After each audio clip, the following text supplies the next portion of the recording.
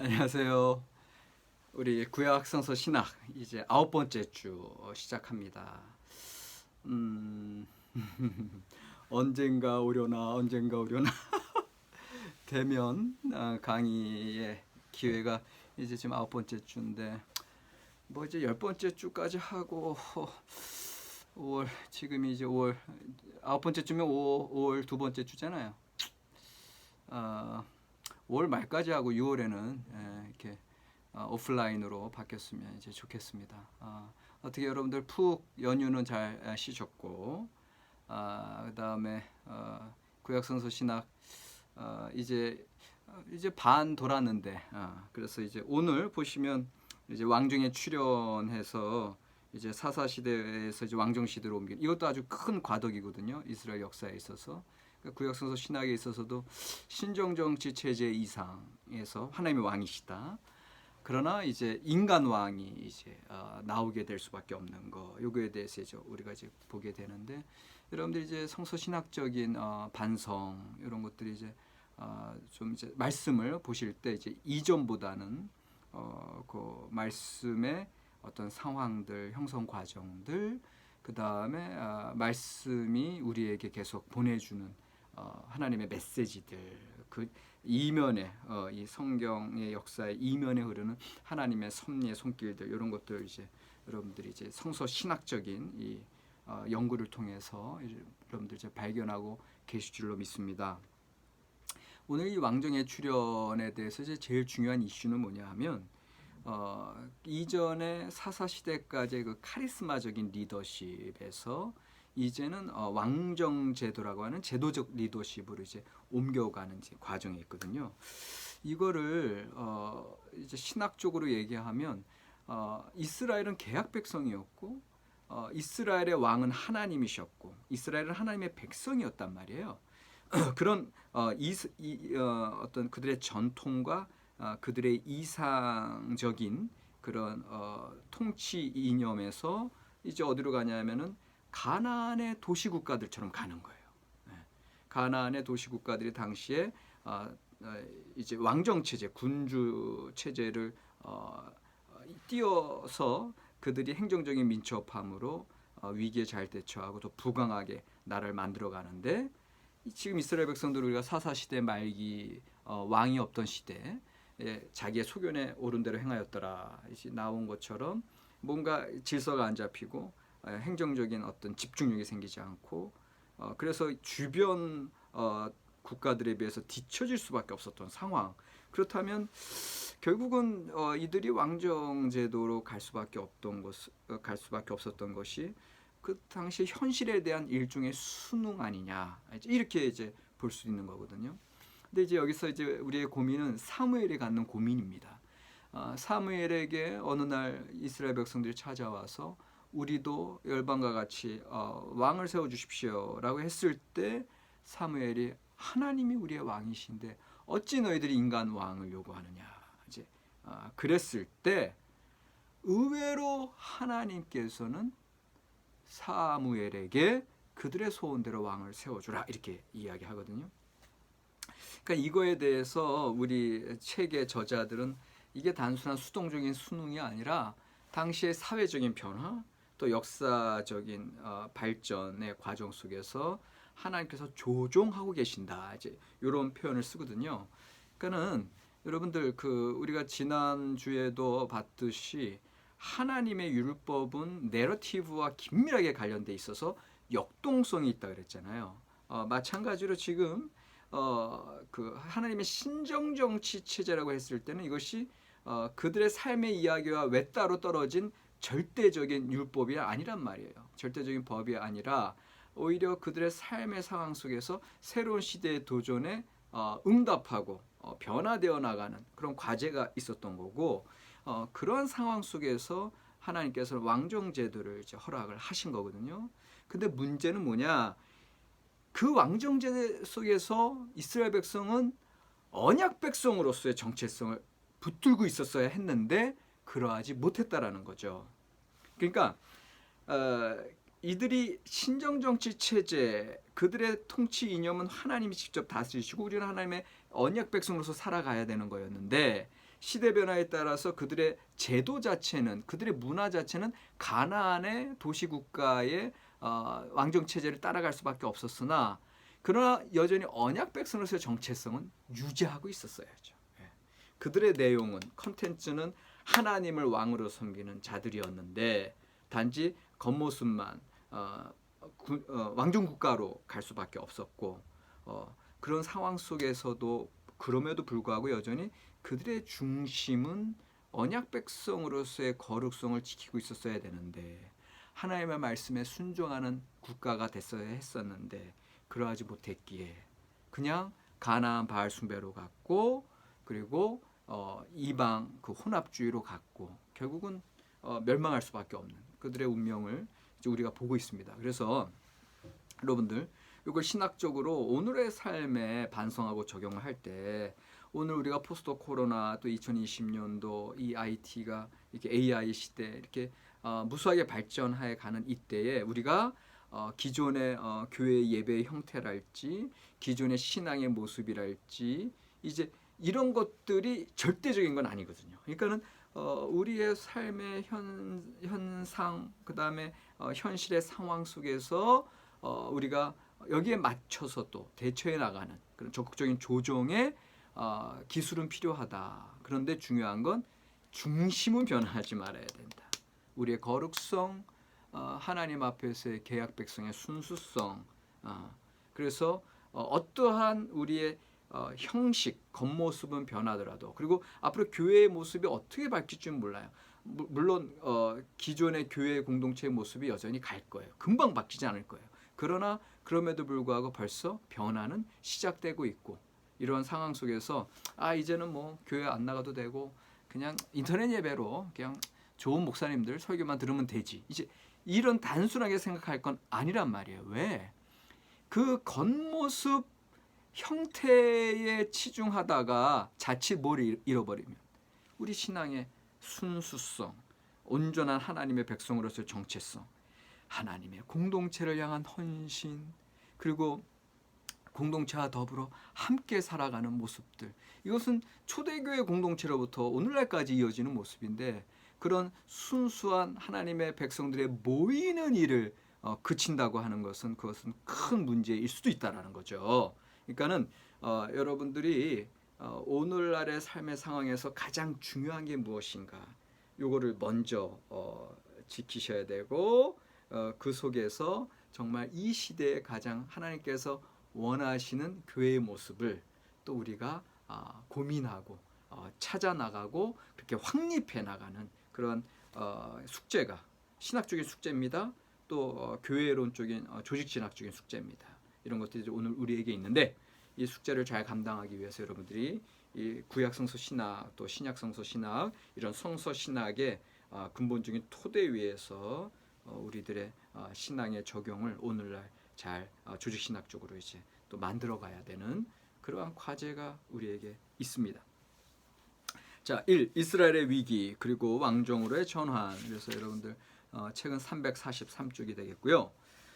왕정을 향하여 이렇게 되어 있는데, 이게 우리가 이제 다 역사, 이미 성경의 역사를 아니까 이제 왕정으로 갈 수밖에 없었던 거 우리가 알지만, 다시 그 시대로 가서 이제 사사 시대로 갔을 때 이미 사사 시대 말기에 그 왕정 중앙 집권제의 필요성을 충분히 느끼고 있었고, 그 다음에 이미 그때 당시에 사사 시대 당시 이제 엘리 실로의 중앙 성소의 제사장이었는데, 그의 아들들의 타락이 이미 보도되고 있고, 그러니까 기존의 통치, 기존의 리더십으로는 이 사회가 제대로 진행되지 못하는 그런 모습들이 있고, 그 다음에 이미 사사 시대 때, 이제 기드온 시대 때도 기드온에게 사람들이 와서 우리의 왕이 되어 주소서 이야기하는 거 봤을 때, 이미 사사 시대로부터 그런 중앙 집권 체제에 대한 그런 목소리들이 이제 흘러나오고 있었던 걸 우리가 알고 있고요. 근데 이제 제일 심각한 위험이 이런 내부적인 압력보다 이제 외부적인 압력, 이제 책에 다 나오고 있는데, 바로 블레셋의 위협이었죠. 블레셋은 이미 주전 12세기 초부터 에게해로부터 이주해 온 해양 민족의 일부고, 그들은 이제 전문적인 보병, 정치, 전차부대, 그리고 그들은 철기가 있거든요. 지금 이제 브론스 그 청동기 시대 말기에서 철기 시대로 넘어가는 그 시점에 있는데 이들이 이미 가장 먼저 철기를 확보하고 있었기 때문에 이들의 위협은 너무너무 무시무시한 위협이었고 그래서 삼손 그 사사 마지막 사사 삼손 12번째 사사죠. 그 삼손 시대 때도 사실은 지역적인 전쟁에서 국지적인 전쟁에서는 삼손이 성과를 보이지만 이게 내내 이야기하고 있는 것은 블레셋에 이미 침략을 받고 있는 상태고요. 더군다나 이제 여러분들 단 지파 미가의 가정 송소와 단 지파 이야기 사사시대 말기에 사사기 그 후기에 보면은 이미 단 지파가 요 해양지 이제 여기 가드 또 에클론 아스켈론 이런 지역에 랑 가까웠거든요. 단 지파의 땅 분배받은 곳이. 근데 거기서 쫓겨났다고 하는 거. 그래서 미가의 가정송소 에브라임에 들려서 미가의 가정송소 제사장까지 데리고 그 송소 물품들 데리고 이제 가지고 저 갈릴리 북쪽까지 올라가잖아요. 이게 단지파가 결국은 그래서 단지파 이제 단으로부터 브에세바까지 했을 때 글로 옮겨가게 된 궁극적인 이유는 바로 블레셋의 위협이었다라고 하는 거. 이것을 이제 우리가 보고 있죠. 결국은 사무엘상 4장 6장으로 가면 이스라엘이 블레셋에 의해서 크게 이제 패배한 기록이 전해지고 있습니다. 실로 성소는 파괴되고 엘리와 엘리의 아들들은 죽음을 맞게 되죠. 그러면서 이제 결국은 새로운 시대가 도래할 수밖에 없었다고 하는 것을 이제 이야기해주고 있는데 바로 거기에서 나타나는 인물이 이제 사무엘이 되겠습니다. 우리 이제 책에서는 이제 사무엘서의 이제 문헌 전승들 해서 좀 이야기하고 있는데 이 사무엘서와 관련된 이제 사무엘의 이야기들 보니까 일관되고 이제 객관적인 보도보다는 이제 신학적인 관점이 주로 반영되어 있다. 우리가 지난주에 이제 충분히 살펴봤어요. 어떤 이데올로기적인 관점도 있고 신학적인 관점도 있고 모든 게 이제 해석적인 그런 관점이 반영될 수밖에 없었던. 그러니까는 결국은 이런 신학적인 서술들을 우리가 새로운 해석학적인 관점으로 이제 분석해낼 수밖에 없는데 결국은 지금 요 사무엘서의 문헌전승의 두 가지 큰 흐름은 뭐냐면 친왕정에 대한 견해와 반왕정에 대한 견해가 그냥 통일성 없이 이렇게 중구난방식으로 나와 있어요. 그래서 어느 부분에서는 왕정에 대해서 이제 사무엘이 반대하고 있는데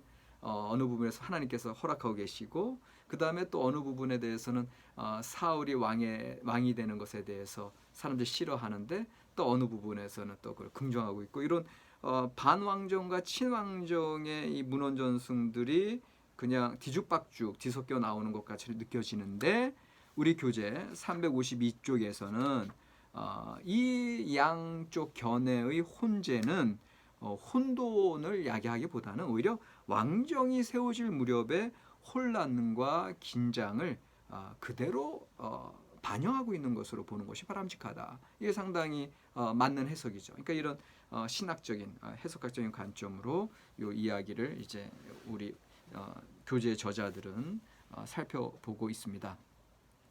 그래서 이제 오늘 우리가 살펴볼 본문 내용이 총 3가지 구성으로 되어 있는데 사무엘상 16장에서 사무엘하 5장 10절로 이어지는 다윗의 등극 역사,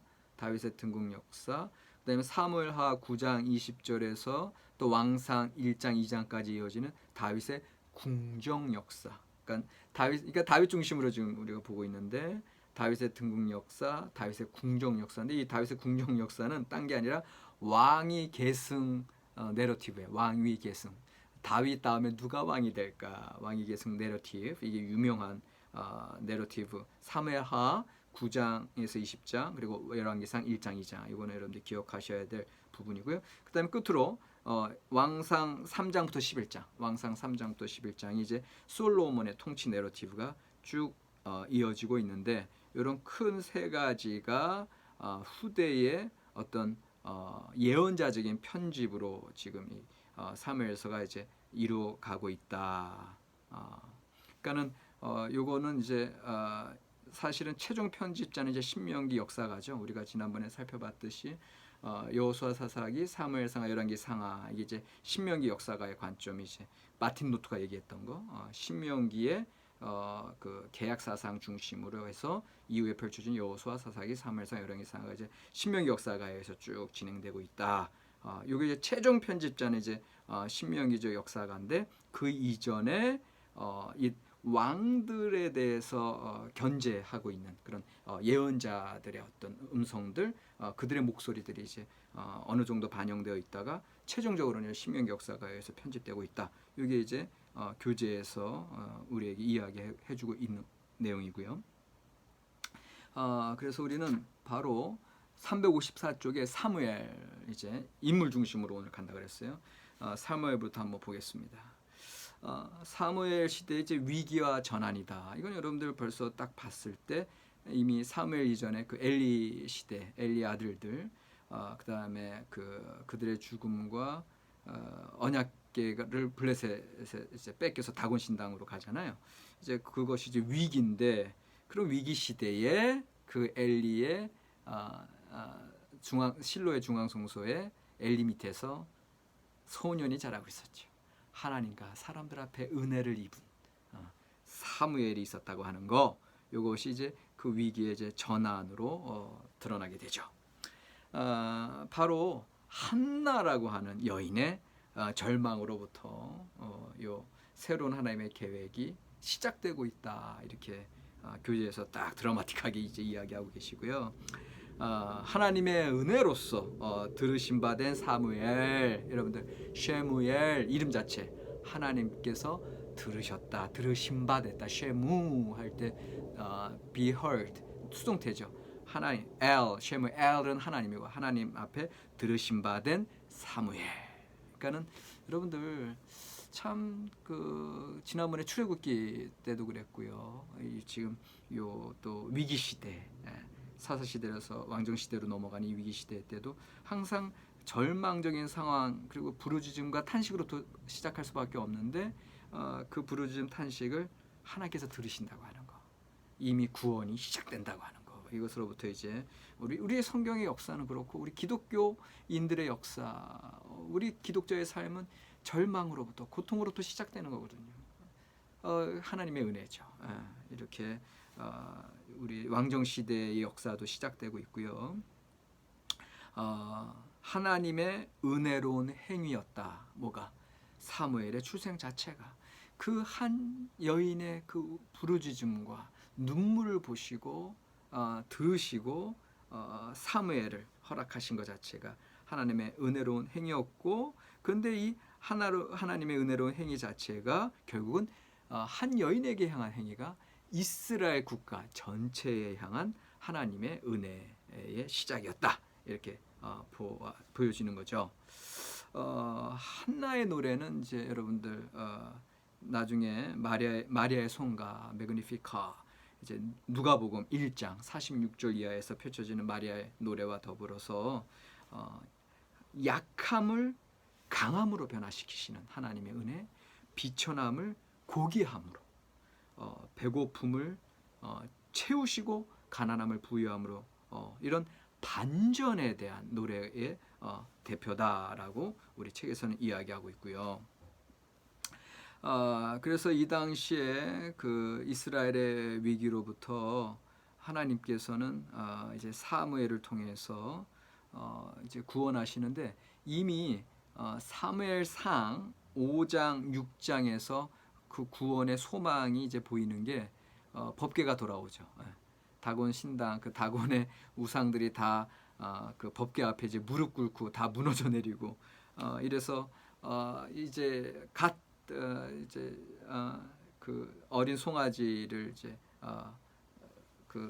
낳은 그 암소, 아직도 젖이 나오는 암소들을 그 송아지 놔둔 채로 이제 떠나게 하는데 그냥 곧장 떠나고 있잖아요. 이제 그것을 통해서 결국은 나중에 돌아오는 그 법궤가 돌아오는 역사들이 이제 펼쳐지고 있고요. 결국은 소망이 없어 보이는 상황에서 그 법궤 그 송아지를 놔두고 그 어미소가 어떻게 이렇게 올 수 있었을까? 이거 자체가 이제 하나님만이 펼칠 수 있는 하나님의 역사하심을 이미 사무엘상 5, 6장에서 이제 이야기하고 있고요. 그리고서는 궁극적으로 이제 사무엘상 7장에서 하나님의 말씀에 대언자로 이제 사무엘을 세우고 계시죠. 사무엘은 다기능적인 인물입니다. 예, 아까도 제가 잠깐 얘기했지만 제사장이면서 선지자면서 또 왕정 제도를 닦은 분이면서 또 처음에 사울이랑 만났을 때 선견자 역할. 선견자는 뭐예요? seer, 천리안. 내 아버지의 잃은 나귀들 다 찾았다. 다 알고 있어요. 그러니까 참 이 사무엘의 모습은 참 다기능적인 인물로 거의 혼자서 모든 일들을 다 감당하는 그런 이상적인 인물로 이제 소개가 되고 있는데, 그런데 이제 문제는 이러한 신실한 지도자가 있었음에도 불구하고 사무엘상 8장에 가서 이스라엘은 이제 민족의 왕을 요구하고 있다, 이렇게 돼 있어요. 결국은 사무엘 경우에 이제 보십시다. 사무엘은 여러분들 사무엘 8장 보시면 사무엘 8장 이제 백성이 왕을 요구하고 있는데 그 이전에 사무엘상 7장에 보면 참 그 사무엘이 이스라엘을 다스릴 때 상당히 이상적인 모습이 펼쳐져 있거든요. 그러니까 사무엘상 7장, 그러니까는 여기서는 사실은 그 미스바에 모여서 그 블레셋 사람들이 쳐들어왔을 때 기도하고 그리고서 이제 나가 싸움으로 블레셋 사람들 물리치는 거. 그래서 에벤에셀의 바위를 7장 12절에 세우고 있거든요. 사무엘이 돌을 취하여 미스바 센 사이에 세워 이르되 여호와께서 여기까지 우리를 도우셨다 하고 그 이름을 에벤에셀이라 하니라. 그 에벤에셀의 바위 자체가 여기까지 하나님께서 도우셨는데, 그러니까 이제 블레셋과의 전쟁의 상황에서 그 하나님께서 승리케 하신 것을 기념하면서 이제 세웠거든요. 근데 그 에벤에셀이 사실은 어떤 면에서는 이후에 펼쳐지는 왕정제도, 여기까지 하나님께서는 신정정치 체제의 삶으로 인도하셨는데 그 이후에 사무엘이 백성들이 왕을 요구할지 어떻게 알았는지 어떤 그러한 어떤 조짐, 그러한 어떤 문학적인 어떤 복선이면 복선, 이것이 이제 또 에벤에셀이라고 하는 도움의 바위에서 이제 우리가 살펴보고 있는 건데요. 그런데 이제 제가 얘기하고 싶은 거는 이 사무엘 시대 때는 완벽한 어떤 신정 정치 체제의 이상이 실현된 것처럼 13장, 14장에 쭉 나와요. 예? 사무엘상 7장 13, 14절에 보면 이에 블레셋 사람들이 굴복하여 다시는 이스라엘 지역 안에 들어오지 못하였으며 여호와의 손이 사무엘이 사는 날 동안에 블레셋 사람을 막으심에, 이렇게 되어 있어요. 자, 여호와의 손이 막으신다, 이렇게 표현되어 있죠.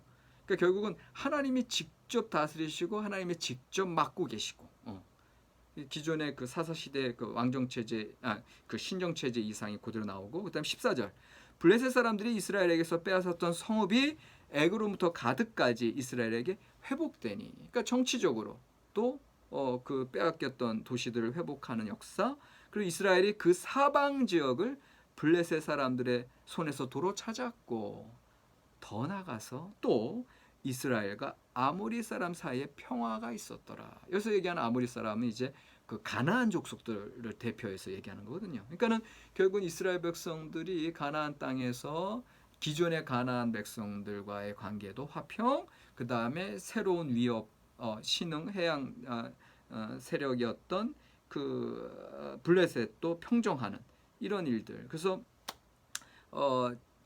평화, 샬롬의 그런 세계가 펼쳐지고 있었는데 15절, 그래서 사무엘이 사는 날 동안에 이스라엘을 다스렸으되 해마다 베델, 길과 미스바로 순회하여 그 모든 곳에서 이스라엘을 다스렸고 라마로 돌아왔으니 거기 자기 집이 있었습니다.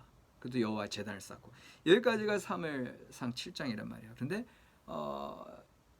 새로운 사건들이 이제 일어나게 되는 게 이제 8장 1절, 이제 안 좋은 징후들이 나타나죠.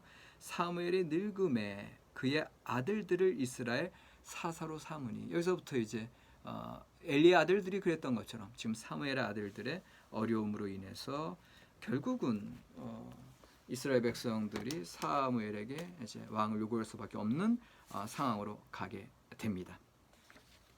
자, 첫 시간 여기까지 하고요. 이제 사무엘까지 좀 받고 이제 사울, 다윗 본격적인 강의로 두 번째 시간부터 들어가도록 하겠습니다.